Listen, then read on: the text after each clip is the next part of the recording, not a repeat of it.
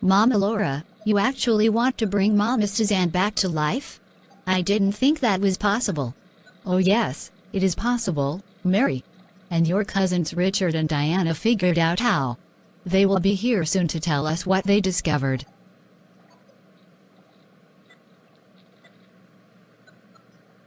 As you know, Suzanne was a product of inbreeding. Her original parents were brother and sister, as were her original grandparents. So she actually had only 2 great-grandparents, not 8 like normal people have.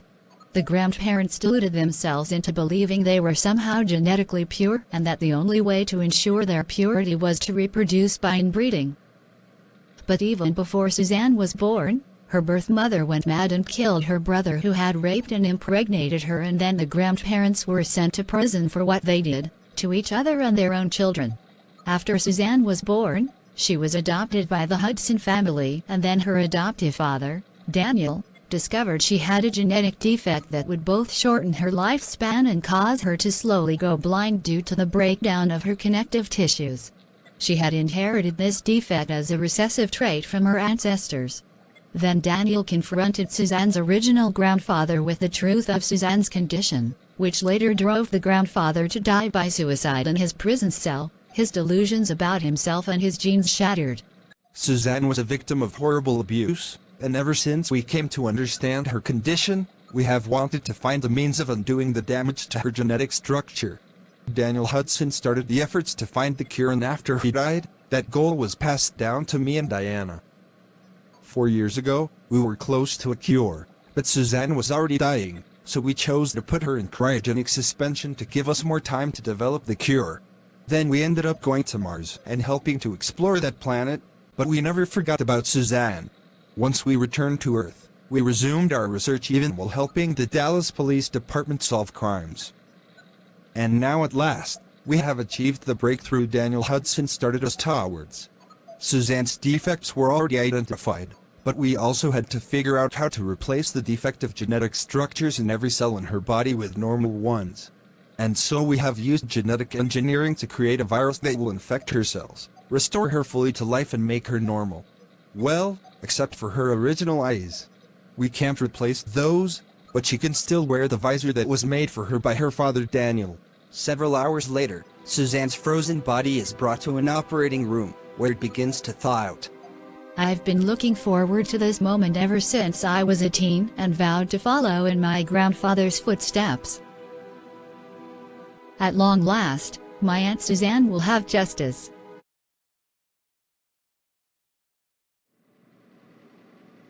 Mama Laura, if a virus is to be used to repair Suzanne's genetic structures, aren't you worried she might get sick? Viruses cause diseases. That's a good point. So, Richard, how will this virus work? The virus we are about to use is a bacteriophage, which reproduces by invading and destroying bacterial cells, so it will not destroy any human cells. We grew the virus in huge vats that contain bacteria known as E. coli, which is commonly found in the guts of humans and other animals. To fully cure Suzanne, we will have to inject her with trillions of viral particles, and so we had to sacrifice trillions of E. coli cells. But since bacteria are everywhere and reproduce so quickly, we always had a plentiful supply to make as many viruses as we needed. Excuse me. Richard, Aunt Suzanne's body is almost completely thawed. Time to start her heart again. You mean, kickstart her heart? Richard, I love you to atoms, but your weird sense of humor makes me want to slap you sometimes. Now let's stay focused. Okay, I'm coming. I just think you need to lighten up a bit.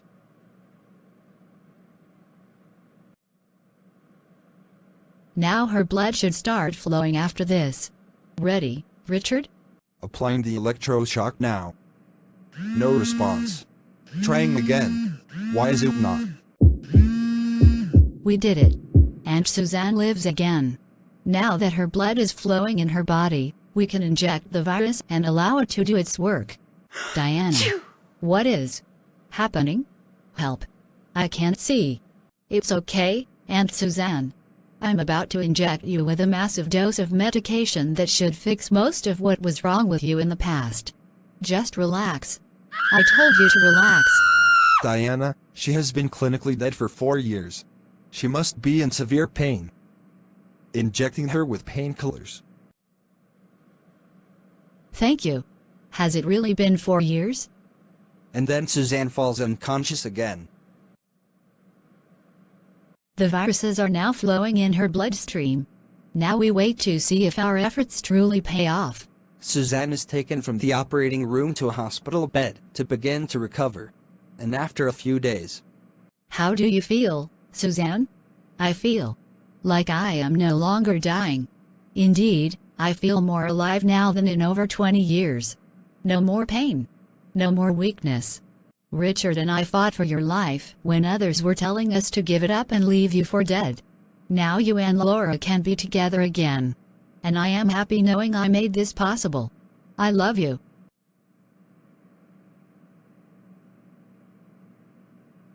Let's go home, Laura.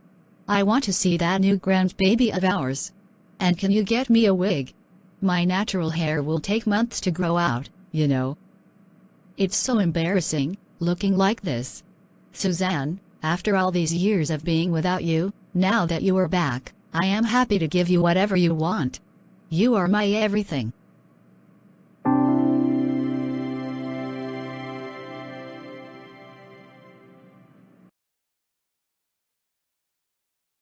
Suzanne Hudson is alive again? How? Apparently she never actually died, even while Laura told us all Suzanne was dead, because that's what Richard and Diana told her to do.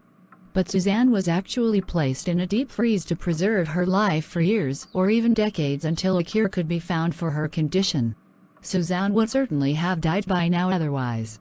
I did find it odd that Laura didn't have a funeral for Suzanne, but I assumed it was because she just had a funeral for Jennifer Park, Laura's mother, and so Laura just didn't want another funeral to go through. And that was indeed the case, wasn't it? It's James. Debbie, you remember when I attended Harvard University for several years? I later left that and then graduated from the University of North Texas with a Bachelor of Science degree. Yes. You then became a science teacher in the town's high school, but quit that to build the USS Sandy. Yes. Well, Harvard University has told me that I will be awarded a doctorate as a recognition of my commanding the USS Sandy when it traveled to Mars. Are you sure about that? I'm guessing this is only an honorary degree. I called the university and they confirmed the award. So I will fly up to Boston next week to accept it. Well, congratulations. Hope it all goes well. And now back to our regularly scheduled lives. Yeah. What are we having for dinner? It is Sunday morning at the town's Unitarian Universalist Church. Reverend Vicky Sims is giving the sermon. Okay, this sermon really should have been written and given by now. Penny, your discussion with me about you being ex-Catholic was highly instructive and helpful to me, so this sermon was directly inspired by that. Thank you. Today, I am going to talk about the problem of authority in religion. It is a matter that people around the world have struggled with for hundreds of years. After Christianity was founded, its first leader after Jesus was the Apostle Peter. He is considered by Catholics to be the first pope, though the actual title of pope wasn't established until centuries later. Because Rome was the capital of the Roman Empire, the leader of the Christians there would later be considered the leader of all Christians in the Roman Empire and therefore the direct successor to Peter. This persisted even after the empire collapsed. The Roman Catholic Church became the unifying force for Western Europe. As the leader of Christianity, the Pope was considered by Catholics to be the rightful creator of all Christian dogmas, and superior in authority even to kings and emperors in Europe. The Bible was considered a product of the Church, not the source of its teachings. But the popes were only human, and as time passed, their corruption became a problem for the Catholic Church. Eventually, a monk named Martin Luther posted 95 theses directly challenging Catholic dogmas, saying most of them were groundless. If the popes were corrupt, so were the dogmas they taught. Luther instead promoted the idea of sola scriptura, a Latin phrase meaning only scripture. If the dogma or practice was not taught explicitly in the Bible, it should be ignored and rejected. This was the basis of the Protestant Reformation.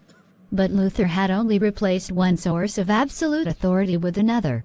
And in order for the Bible to have absolute authority, those that interpret the Bible had to be given absolute authority. But since there are many ways to interpret the Bible, that caused a fragmentation among Protestants. There would arise dozens, hundreds, and even thousands of Protestant sects over the centuries, while the Roman Catholic Church persisted as the largest Christian sect. So Martin Luther's attempt to reform the Christian churches only shattered them forever. And note that the Protestant leaders were, like the popes, only human, and thus as prone to error and corruption as the Catholic popes. And what about Unitarian Universalists? Well, our theological ancestors started with the rejection of the Trinity, which was considered irrational and contradictory to the original teachings of the oneness of God as taught by Judaism, the religion that Christianity evolved from. It didn't matter that Catholics, or even most other Protestants, clung to the Trinity as a means of explaining why Jesus as the Son of God was sinless and infallible in his teachings. If Jews didn't accept it, neither should Christians, said the Unitarians. Universalists, meanwhile, denied that only Christians could be saved by the grace of Jesus. God's love had to be for everyone, they said. So they taught that no one would go to hell, regardless of their beliefs. Both factions rejected the teachings accepted by most other Christians, even if taught in the Bible, because they valued free thinking and modern reason over ancient dogma. Religion, they felt, needed to evolve to fit both reality and the actual needs of people now. In the 19th century, the publishing of Charles Darwin's book The Origin of Species took the Christian churches by storm, because what it taught about evolution directly contradicted the creation stories of the Bible. Darwin was a Unitarian, by the way. He actually considered becoming a minister before he became a scientist. Eventually, most Christians came to accept evolution. But a minority among Protestants did not, because of that sola scriptura issue. They felt if the stories in the book of Genesis were not literally true, then the Jewish and Christian religions themselves were pointless. The conservative Protestant teaching that the Bible is the infallible Word of God ironically makes the Bible look like an idol. Every Bible ever made was made by man. There is no evidence that any God was involved in writing, publishing, copying, translating, or distributing Bibles of any kind, anywhere. So it stands to reason that if science proves any part of the Bible wrong, we have to reject it. Why? Because God is said to have created the universe itself, and science studies the universe we live in, so it, not the Bible, must be the ultimate source of truth for us all. We as Americans claim to value our freedom and are resistant to tyranny. But then why accept absolute authority in our religions? Religious authoritarianism is as bad as political authoritarianism. No one should be a dictator over our lives, in either government or religion, period. We as individuals should have our autonomy respected by our leaders. Even as a UU minister, I do not rule over this church. I was hired by its board of directors, and I can be fired by that board if they feel I do not serve their interests. Likewise, the president of the Unitarian Universalist Association does not have absolute power in it. They can't remove me from my position even if I criticize them. So while authoritarian religious groups oppress their own members and split with each other over minor theological differences, we as UUs can welcome Christians, Jews, Muslims, Buddhists, Hindus, pagans, atheists, and others as long as they accept the listed principles of the Unitarian Universalists. We are united by the very thing that most people think causes disunity, freedom of thought. And with that freedom, we can love and respect one another. And that completes my sermon. Thank you. James has arrived at Boston to accept the honorary doctorate he was awarded from his trip to Mars in 2016. At the Boston airport, he meets with Jonathan Sims. Welcome back, James. Seems like only yesterday you were here to attend Harvard as a student. Now the university is honoring you. Yes, I'm so excited about this. So how's Tara? And your daughters? Tara is working in a grocery store. Helen is in Chicago working as a secretary for a corporate executive, and Nicole just moved in with her boyfriend in Alaska, and they are both working on a fishing boat. They are all doing well. So, are you hoping for grandkids soon? Sure. And technically we do have one. Except Helen was pregnant by a man who was caught cheating on her, and rather than raise a cheater's baby, she gave it up for adoption right after it was born. And Tara and I think she did the right thing. Yeah. Raising kids as a single mother is tough. I've been there. A couple of days later, James accepts his doctorate and also gives a speech before the student body at the university. I want to thank the university for this honor. Even as a child, I was a fan of people like Carl Sagan, Isaac Asimov, Neil Armstrong and John Glenn. My hope was that I could help advance science and space exploration, and finally I did. And I am only in my 50s. I hope to make more achievements in the next few decades. And I hope to live to see humanity accomplish even greater things than I have. Excuse me, Mr. Smith. You say that you actually went to Mars. Can you produce proof of your achievement? What sort of proof would you accept? Didn't you see all the photos taken from Mars' surface? We also brought back soil samples. And what about the other people that have set foot on Mars after me?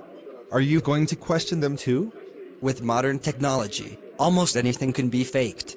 As the one making a positive claim, the burden of proof must indeed be on you, and I don't think you have met that burden. That's your opinion, boy. Aren't you an atheist?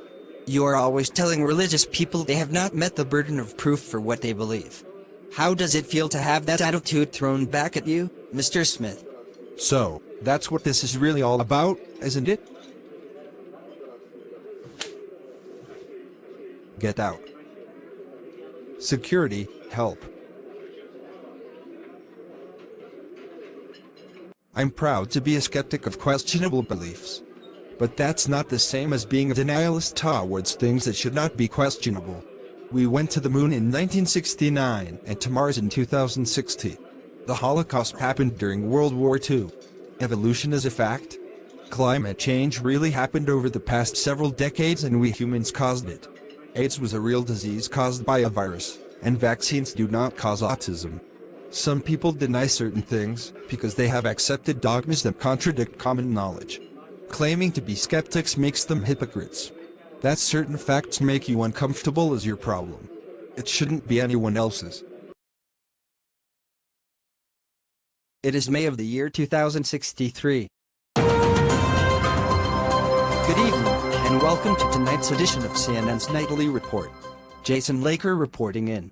This morning, the USS Carl Sagan, formerly known as the USS Sandy, was launched with a crew of scientists and Earth Space Force personnel on a trip to Jupiter. The ship is expected to take 4 months to reach the giant planet and then to spend a year exploring the planet and its moons. Scientists are especially curious about Europa, one of Jupiter's largest moons, which may have an ocean underneath its crust of ice, and that ocean may harbor life. I can't believe that Carrie and I have been married almost 40 years. So many couples don't even last half that long. We should do something extra special to celebrate our love. Debbie, I just found a large package on the porch. It is addressed to you and Carrie. It must be a gift for our wedding anniversary. An hour later, Debbie and Carrie prepare to open the package. Debbie, wait. That box has no return address on it. So we have no idea yet who sent it. That's not a good sign. So what should we do? Let's take it to James and have his robot open it for us. If this is what I think it is, we should let the robot take the risk, because it is expendable. And it can always be repaired later. Alright, I will now attempt to open the package. And as a result, I heard the explosion. So Carrie was right. Yes, the robot was just blown apart when the package exploded. There was a bomb in it. So someone just tried to murder me and Carrie. But who? And why? Despite there being no return address on the box, I took pictures of it with my cell phone. And there was a number on it that indicates where it came from. Okay, I found it. According to this U.S. Postal Service website, the number on the package shows that it was sent to Dallas from a post office at Atlanta, Georgia. I see. And Atlanta is the home city of David Owen. Indeed, his father Nicholas and his grandfather Dave Owen also came from that city. We can go to Atlanta and visit the post office in question and ask the employees about the package. Debbie and Carrie, we can use the time machine to transport us to Atlanta instead of having to drive there or take a plane. I'm ready when you are. Right. Let's go. Engaging. Wah!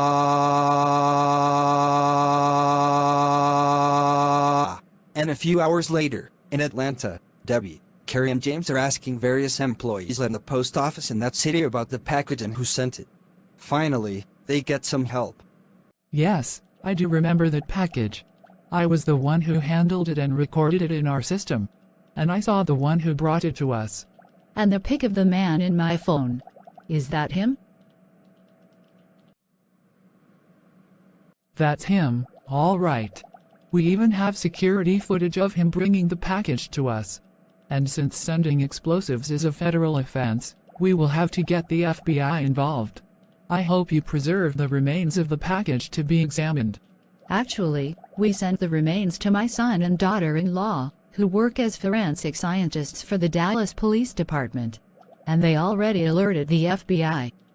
Meanwhile, back in Dallas, Richard meets with an FBI agent. So here is the report on our analysis of the bomb fragments.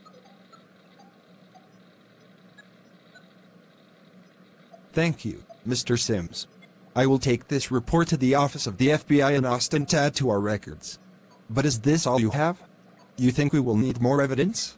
It would have been helpful to take pictures of the package before it exploded and then attempt to trace the package back to the post office it was sent from. Then we could have tracked down the bomber later. I see. Thanks for the tip. After the FBI agent leaves, Richard calls Debbie. So that's what the agent said, Mother Debbie. Well, we are already one step ahead of the FBI. We have identified the bomber, David Owen. Now we just need to decide what to do next. We could give the pics of the package in your phone to the FBI and refer them to the postal worker who saw David Owen so they can arrest him. What is it, Carrie? I think we should settle this matter once and for all between ourselves and David Owen. You remember when Ted Wilson beat me nearly to death with a baseball bat when we were in high school? He got arrested and brought to trial, but he only got a slap on the wrist, and several years after his release, he murdered your cousin Rebecca, who he had married. Sometimes, law enforcement just doesn't do a proper job. Are you suggesting we kill David Owen ourselves? That would make us no better than him. No, but we can punish him in other ways. And we can use this time machine to do it. So, this is what I propose. And so the next morning, they carry out the plan Carrie recommended.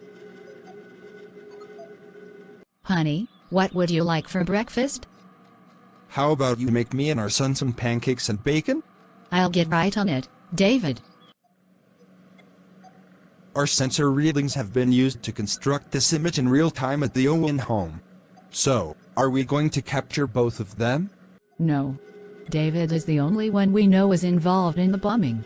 His wife may be innocent. And even if she was involved, she and David have a child. That child is innocent and shouldn't be punished for having evil parents by being made an orphan. So we should leave the mother to raise them. I agree, so we will capture only David. Carrie, stand by. I am ready. Beam him to us.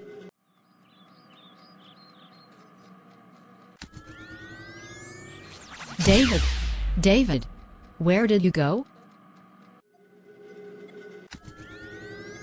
What? David tries to run away, but Carrie grabs him immediately.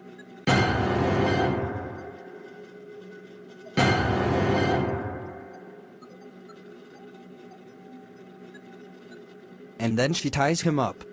What are you people doing? What do you want? Isn't it obvious? We know you sent a package to me and Carrie with a bomb in it to kill us. Soon, you will pay for that. So are you going to kill me? If we wanted you dead, we would have killed you already. We are going to give you an even worse punishment. Activating the time travel device. Wah!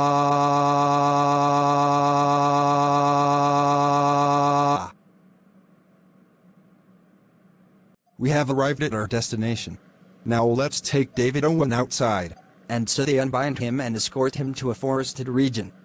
This is the exact site of your home city of Atlanta, but 50,000 years in the past.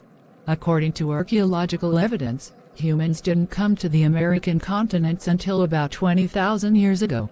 So you will spend the rest of your life here, all alone. No family, no friends, no one else to share your phony and stupid gospel with. No, I'm begging you, don't do this to me.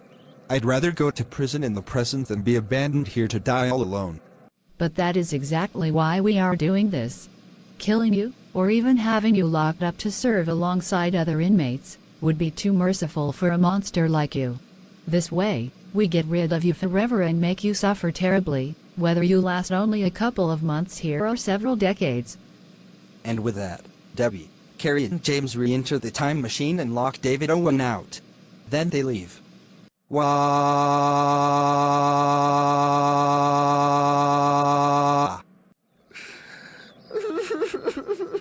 And back in the year 2063. Thank you for your help, James.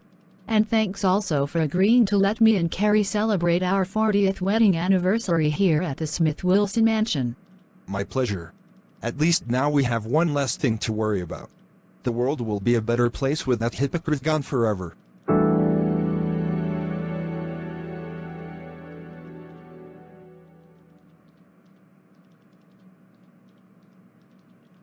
Debbie and Carrie are now celebrating their 40th wedding anniversary at the Smith-Wilson Mansion. And dozens of friends and relatives have gathered to wish them well. When I first met you, I knew you were special, because you stood up for me and was willing to share in the scorn and persecution I had been suffering from my classmates and even some of my teachers. And we have fought for each other ever since. There was a void in my heart, and when you entered my life, you filled that void so perfectly that I knew I had to dedicate my whole life to you. Here's to another 40 years of love, Debbie. And then they proceed to interact with their guests. Thanks for coming, Jason. And I am so sorry about your wife. Thanks.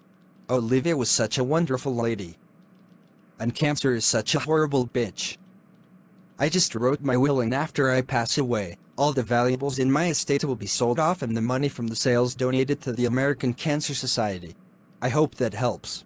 And Suzanne, Richard and I got a notice that we have been nominated for the Nobel Prize in Medicine for next year because of the technique we invented to restore your life. You always wanted to follow in your grandfather's footsteps. He won a Nobel Prize too.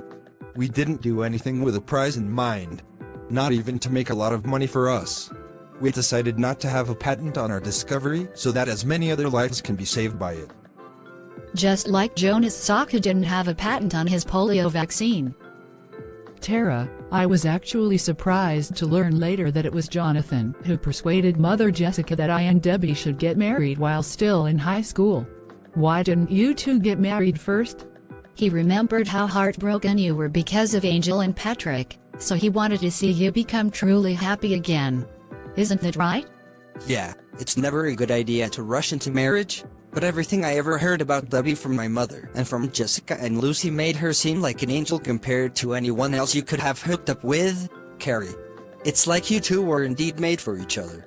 A new hospital is being built on the Indian Reservation in Oklahoma, where I've been teaching. Would you consider working there, Paul? Only if Vicky agrees. She would have to resign from her position as minister of this town's UU church. I will consult with the church's board of directors, but last time we talked about my position with the church, they said they were happy with me and wanted me to stay. Giving up the baby I just gave birth to was the hardest thing I ever did, but seeing the joy later on the face of the woman who adopted the baby showed me I did the right thing. And last I heard, the child, now named Polly, is doing quite well. She is now 5 years old. At least you know the child you had is alive and well. Imagine what it is like losing a child due to death. That pain never completely goes away. I have to admit that Tuscany Tavern was a great place to eat and the town in general is a great place to live. Maybe I should have been willing to move to this town when we got married. It doesn't matter to me. I'm just glad you enjoyed the tour that I took you on. It brought back some great memories for me. With my modeling career taking off in Dallas, I am happy where we are now, Uncles Charles and Michael. Let's stay with Debbie and Carrie. So my re-election was assured once I promised to finish paying down the town's public debt. I did not promise not to raise taxes, though and indeed I will increase them to a modest degree to pay down the debt faster. Hopefully the people of the town won't notice or care. You seem quite different from the man I knew of decades ago. What changed you? Reality. I've learned that political dogmas, of both the right and the left, are always bullshit and should be ignored. Debbie, Fiona Owen is at the front door and is demanding to see her sister, Jennifer. Should I call the police on her? Go ahead and ask Jennifer if she wants to talk to her sister. If she says yes, you and I will watch them from inside. Why are you here, Fiona? After the crap you and David inflicted on me, you are one of the last people in the world I want to see. But that's the problem, Jennifer. David is gone. He just suddenly disappeared, and without him I have no financial support for the household and my son Nathan. I could get a job, but since I only graduated from high school, any job I can get would be of low pay. But I was thinking if you and I moved in together, we could then raise Nathan together. Please help me. What about our parents? You know our father is disabled and our mother has to take care of him when she is not working. So there is no room in their home for me and Nathan. You are my best hope.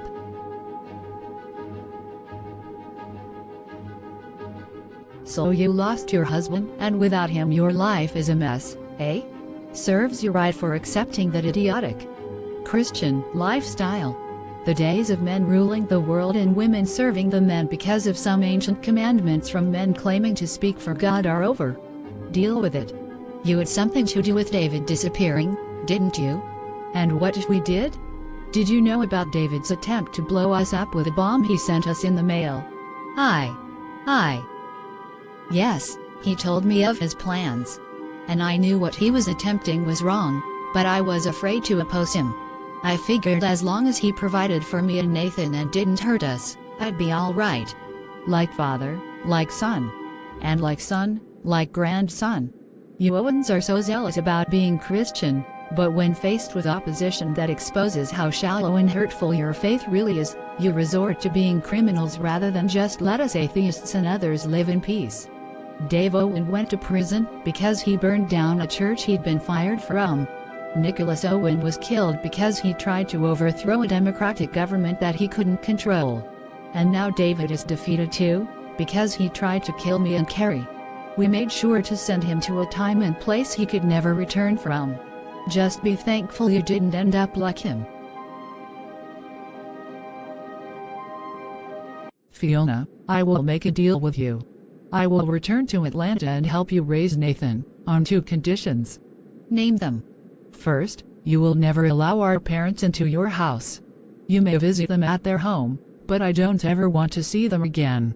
And second, I will not tolerate you raising Nathan in that false and bigoted Baptist bullshit the Owens have been known for all these years. That crap must end with Nathan's generation. Is that clear? Crystal. You may raise him to be atheist instead. No, I don't want to see him raised to be anything other than to be a good human being. The very thing his father wasn't. When he is old enough, he may decide what he wants to be in terms of faith, or lack thereof.